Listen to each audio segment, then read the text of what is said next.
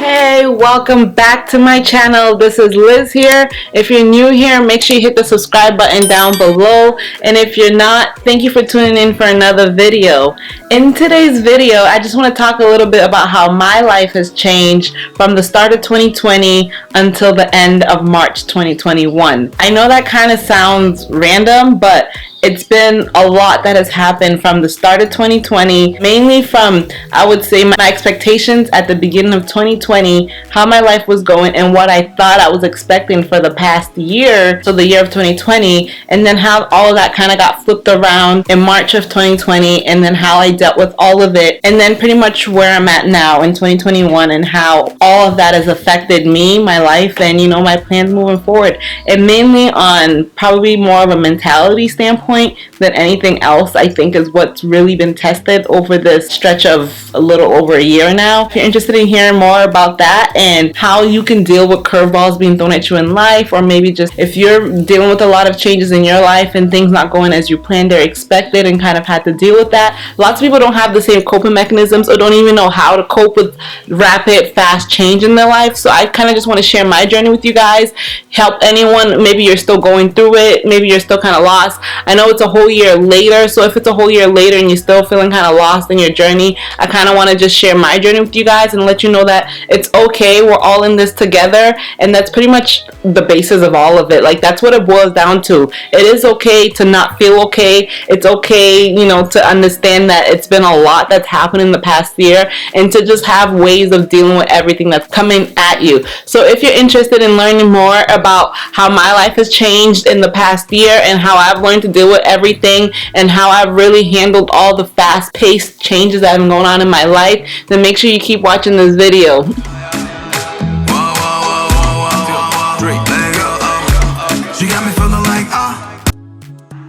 Alright, so I'm going to try and cut this video up into segments of my life, which is kind of weird to say, but obviously, I have to compartmentalize my life in different areas just for me to kind of even always wrap my head around things. I'm the type of person where I have to put all my focus in this, so I have to block out sections and times for everything. Yeah, so I want to start with home life slash mom life slash kid life. So that will be the first section of my life, and then kind of just move through all the rest of it. At the beginning, before the pandemic, my kids every day were either going to preschool or with a babysitter. So that was the dynamic. I would go to work and then they would be off usually around they would be off at 6, I think. I had to pick them up by 6 p.m. from preschool, so that pretty much worked out with my work schedule. And if there was any hiccups, there was anything I had to do for work, it was we had a babysitter who was very much available. So that's, the kids would go with her. So every day, Monday through Friday, the kids had something to do. They were out of the house. I was out of the house for the most part, Monday through Friday. So that was prior to March. The expectations were, life was going to go on as life goes on. Savannah, I was getting ready to register Savannah for kindergarten in March 2020. And I was so excited about that. Literally looking forward to it. It was supposed to happen at the end of March. It was this big event. And then they do orientation in person where you get to meet your next year's teachers by June or something. So that's pretty much what I had planned out for Savannah. And then Mia just had her last year of preschool. Savannah was going to do graduation in June 2020 as well. So I was excited about that because she got to watch all her other friends graduated. So the prior year, I tried to get Savannah to start kindergarten for September 2019. So when March 2020 hit, she would have been in kindergarten if things had gone my way. So that's why I always say you make plans and God laughs, because literally I think about all of that now. I'm so glad she didn't start when I wanted her to, even though she was more than ready. She's more than ready, and smart enough and everything.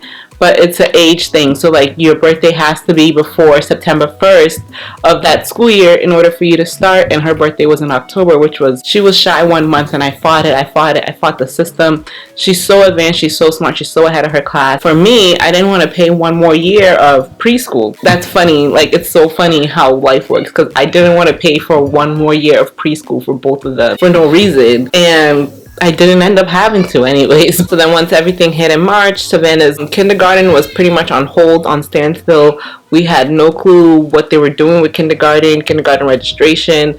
They pretty much just put it on hold, and come to find out now, like, I think they pretty much just put kindergarten on hold last year. So even though this year it's still what it was, but like they didn't go to school, they just stopped kindergarten. So I'm very much thankful that I didn't fight for her to start school a year earlier. So I'm very much thankful I still didn't end up paying for a whole full year of daycare for her. God listens and God works. So that was the kid. So then after all of that, it was around summertime of 2020 once we finally got the school situation settled. I would say not even all the way settled, because day to day things are still changing. As of right now, school is still not settled. In September, school was delayed, I think, about 2 weeks, and Savannah didn't start school until 2 weeks after regular school normally would start, because in Massachusetts we usually start after Labor Day, and they delayed that by 2 weeks because they were still trying to figure it all out and get the plans together. And then not even just that, even if they had all the plans together, they have to put up all the structures in place to meet all the guidelines. So even like plexiglass,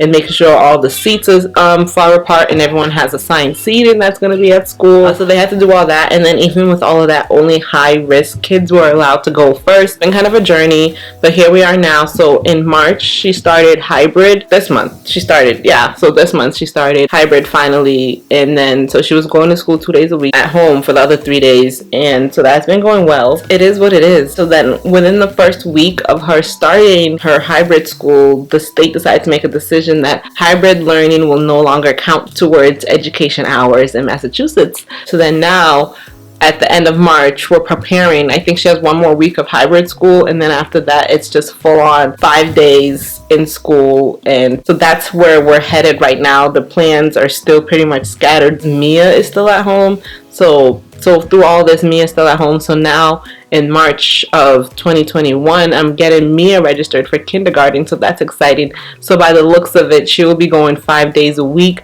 So come September, everything for the kids wise will be back to normal. They'll be going to school 5 days a week. That would be interesting. That's pretty much the full trajectory of how that's come about, like in the concept of kids and everything of being a mom in my home life, because that's what's really affected my home life. Is I've been home with my kids pretty much 24/7, where before they were going to school, I would go to work, we would come home and have dinner and go to bed, and that was pretty much our Monday to Friday. But now it's pretty much home together all the time. With sticking with like family, home life, I want to move on to like financials. I know, crazy topic I guess to include in this. I'm not going to get too much in detail. If you guys want more details, I know I love to talk about finance. I don't know if anyone knows, I went to a business school, so I'm pretty good with my financials. I've always kind of been obsessed with finance and my credit score and accounting.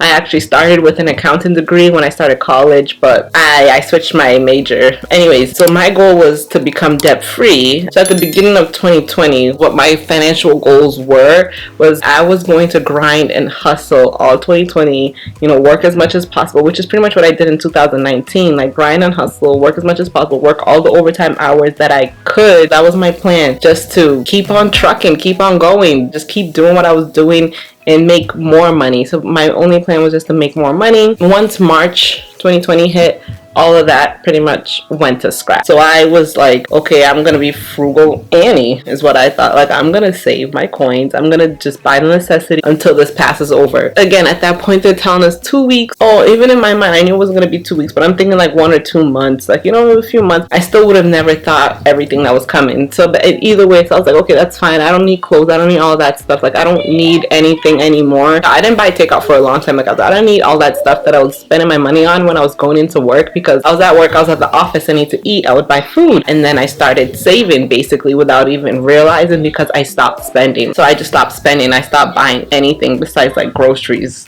and like necessities. I couldn't even get paper towels and household items, so I just started buying groceries, and that was it. And then I realized, I'm like, okay, so everything I would be spending on takeout, I'm gonna pay my bills with, and I'm also gonna get really serious about investing in the stock market. And I feel like those two decisions really set me up for the year I'm gonna have now, and I'm so glad I made those decisions. My debt is the number one thing I wanted to clear. I said, okay, if I'm not gonna be spending money on other things, this is what I want to focus on, and this is my goal that I want to accomplish. I want to be debt free. I've always focused on that, but I didn't have a timeline as I do now. And if you guys want more about, you know, my debt journey or any of that, like, please leave me a comment down below. I'll be more than glad to make a separate video on how to be debt free. So I just took all my money and narrowed it and focused it in on my debt. So the only debt I really have is my school loans and my car loan. It's an accomplishment. It's a goal. It's something for me that's worth celebrating. Every adult I knew growing up, if they didn't have a car payment, they had a pretty crappy car, and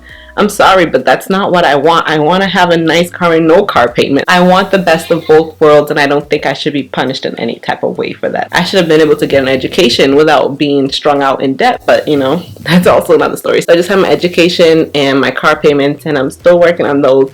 But let's just say, like, I'm so close to finish. I would have never even imagined this maybe 2 years ago. 2020 and my finances definitely helped in the sense of I was able to focus my money more on just paying off my debt. But definitely not great in the sense of I stopped making as much money as I was. But without overtime and everything, I'm definitely not making the same amount of money, and it hurts, but it's also like I'm not going out as much. I'm not doing anything. So I tried to balance that out in my head, and that's what I've been trying to do for freedom, for financial freedom. Because for me, I believe debt is the shackles to America. People don't understand how bad it is to be in debt. It's literally a shackle on your feet. You don't really make your own money. When you have debt, you're working to pay somebody else. That's how I feel. That's really how I feel, because that's just how I feel.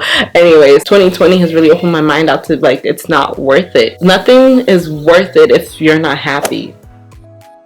Okay, so kind of on the same path, but not really, is my career. I've kind of talked about it a little bit within the financial, but I kind of just want to talk more about that in depth in terms of my career and how it's really been impacted in this past 14 to 15 months. I feel like this is probably the one that's changed the most as compared to my home life. I mean, they've all pretty much changed, but at the beginning of 2020, I was celebrating 1 year at the current company I work at, my current job. So it was great. It was my first year at this company, was amazing. Honestly, I can't say anything bad. Like, I literally couldn't think of one thing bad, especially coming from the job I came from before that.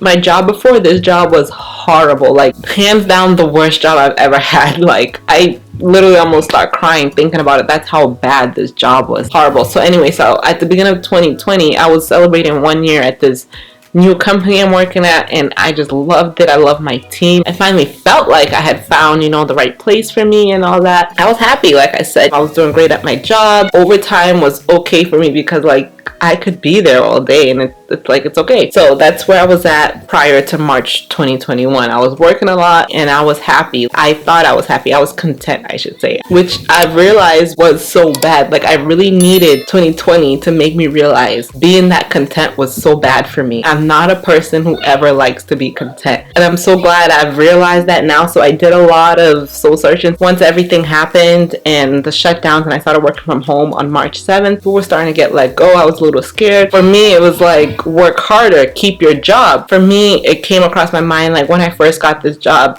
I was thinking, oh, it'd be so ideal if I could work from home and just be able to travel and do this and, like, live my life as I could please, because working from home would be such a goal, and this company was allowing me to work from home here and there, you know, one day if I needed it. I really appreciated that about them then, because that was an option I had. And honestly, you don't realize how good an option is until that option is taken away from you. Because honestly, working from home as an option was amazing. Being forced to work from home as your routine in your life has been exhausting. Exhausting beyond exhausting. When it comes to my career and working from home in the aspect of the job that I do have, real estate development, it's not fun. It's not fun to sit at my computer all day long. Like, I don't get to go out. I don't get to see the property. I don't get to do any of the fun stuff of my job anymore. I just started thinking to myself, so, like, especially with everything that started happening in June, you know, with all the protests and everything, I had a lot, you know, I was dealing with, and a lot I was going through, especially going through what I, like, if you know my life experiences, and I will make a whole separate video on this, guys. I'm already tearing up.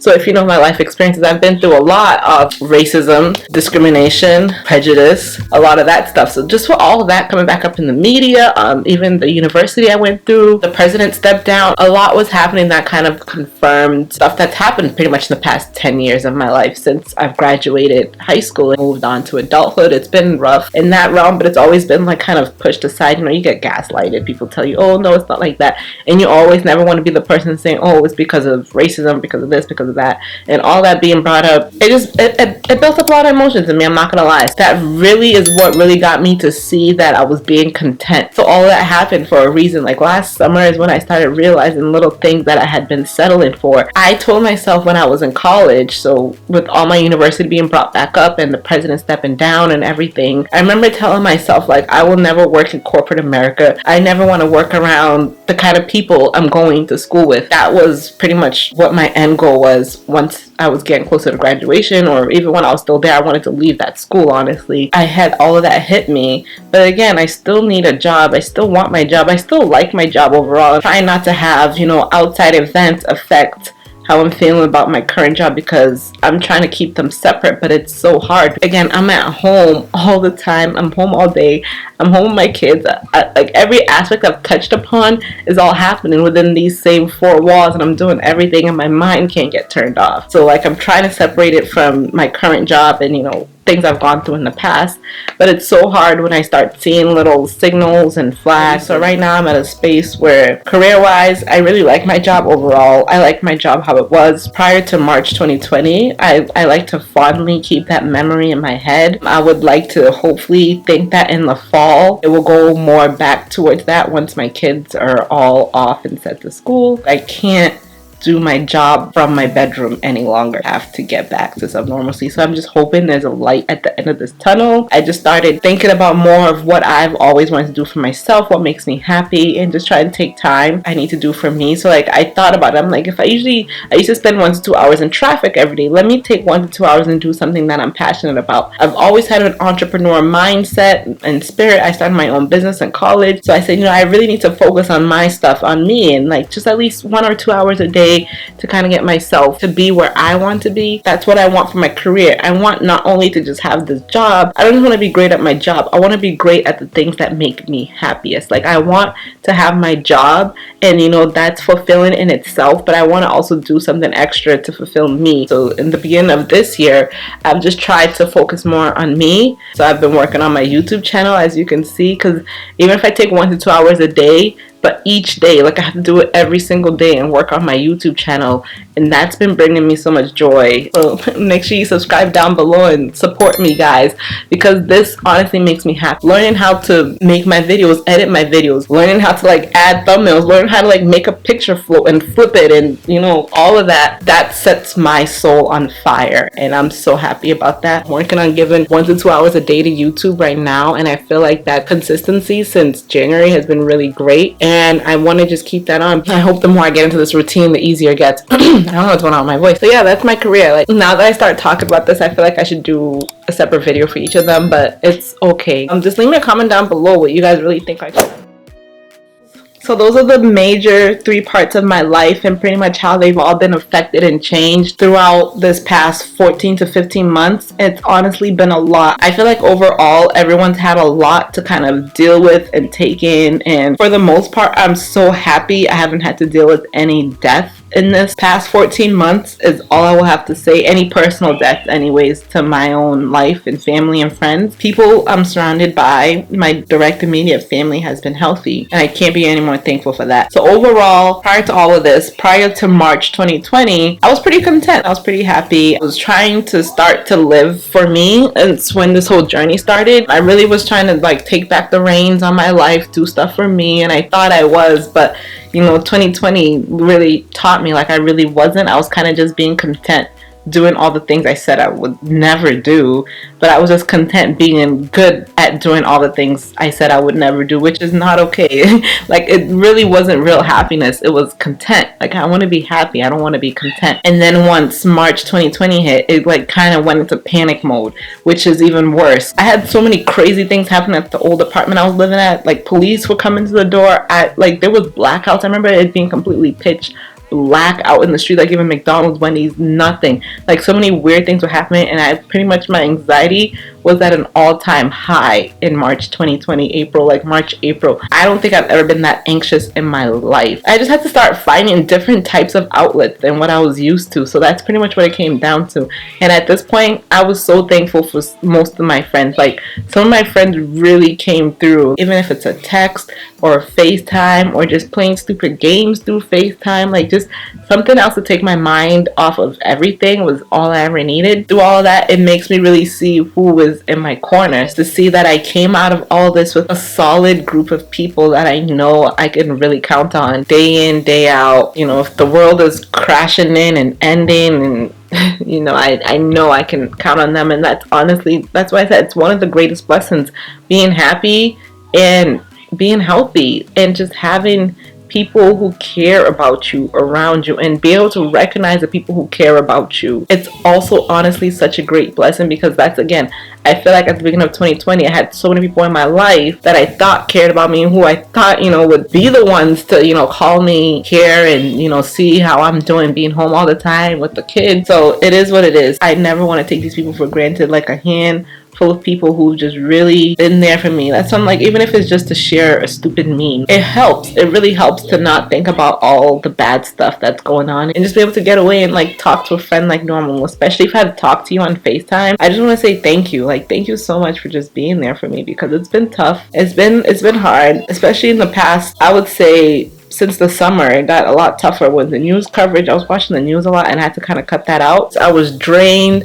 I was not sleeping a lot. Honestly, I've lost so much weight because of all my stress and anxiety. I'm trying to come to a better place. So since 2021 started, I really just wanted to focus on me, myself, my happiness. You know how that saying goes, you really can't pour from an empty cup. And I feel like by the end of 2020, I was empty. I was drained, exhausted, not sleeping, losing weight. I was pretty much depleted. A car ran me over, and I was just like flat. Like there was nothing left to me, and I'm still trying to hang on for dear life. That's pretty much where I was at the end of 2020. Like with everything that had happened, I was drained. I was done. I was just drained and out, and I was still trying to hang on for dear life. I told myself at the beginning of 2021, everything I wanted and all the positivity I felt at the beginning of 2020, I need to bring that back. Like I'm gonna bring that back into my mentality, and 2021 will be my year regardless of anything that happens. So that was the mindset that I told myself. So going into 2021, that I'm gonna seize the day. Like I'm gonna do everything I can in my power to change my circumstances, to get the life that I want to have. And that's what I'm doing, and that's what I'm working on. And every day I make 1 or 2 goals that will help me reach that next level of life that I want to be at, so I can stop feeling so anxious and depressed and feeling like I'm not in control of my life, because that's the worst feeling. And I only felt that since March 2020. But honestly, it's like a feeling I guess I've been suppressing, because I got content with a lot of stuff I just was not okay with. Anyway, so that's, you know, that's pretty much what's been going on with me. And a little update, I really wasn't making videos like that much in 2020, and in 2021 I've been making so many videos, and I feel like I kind of just want to catch up with people, catch up on my life. I know I have older videos. I'm gonna focus on YouTube now, so please guys support me. This is what I really love. If you like more videos like this, please make sure you leave me a comment down below about which part of this video was most helpful to you. Have you gone through the same type of changes as me, or were they different? Are you in school yourself, or do you have kids that are in school? Let me know what you guys' experiences have been in this past 14 to 15 months, because I know it must have been crazy for everybody, because it can't just be me. But anyways, make sure you hit the subscribe button down below, leave me a like, and I will see you in my next video. Bye!